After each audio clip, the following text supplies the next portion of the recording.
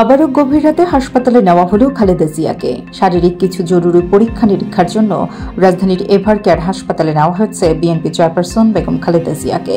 বুধবার দিবাগত রাত 1:40 দিকে তাকে হাসপাতালে নেওয়া হয়। বিএনপির স্থায়ী কমিটির সদস্য ও খালেদা জিয়ার ব্যক্তিগত চিকিৎসক এজেড-এম জাহিদ হোসেন বিষয়টি নিশ্চিত করেছেন।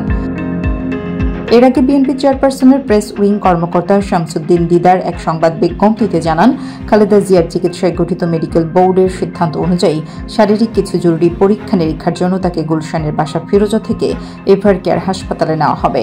প্রায় 1.5 মাস হাসপাতালে চিকিৎসাধীন থাকার পর গত 21 আগস্ট সন্ধ্যায় গুলশানের বাসায় ফেরেন বিএনপি চেয়ারপারসন। উন্নত চিকিৎসার জন্য শিগগিরই তাকে যুক্তরাজ্যে পাঠানোর প্রক্রিয়া চলছিল বলে দলের পক্ষ থেকে জানানো হয়। সাবেক প্রধানমন্ত্রী খালেদা জিয়া দীর্ঘদিন ধরে liver cirrhosis, arthritis, diabetes, kidney, ফুসফুস, হার্ট ও চোখের সমস্যা সহ বিভিন্ন রোগে ভুগছেন। 23 জুন তার সফল অস্ত্রোপচার হয়।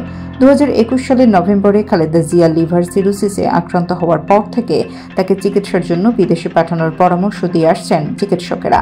তার পরিবার ও দলের পক্ষ থেকেও সরকারের কাছে বারবার নিবেদন জানানো হয়, কিন্তু শেখ হাসিনা সরকার তা উপেক্ষা করে এসেছে। সরকার 2020 সালের 25 মার্চ এক নির্বাহী আদেশে খালেদা জিয়ার সাজা স্থগিত করে তাকে শর্ত সাপেক্ষে মুক্তি দেয়।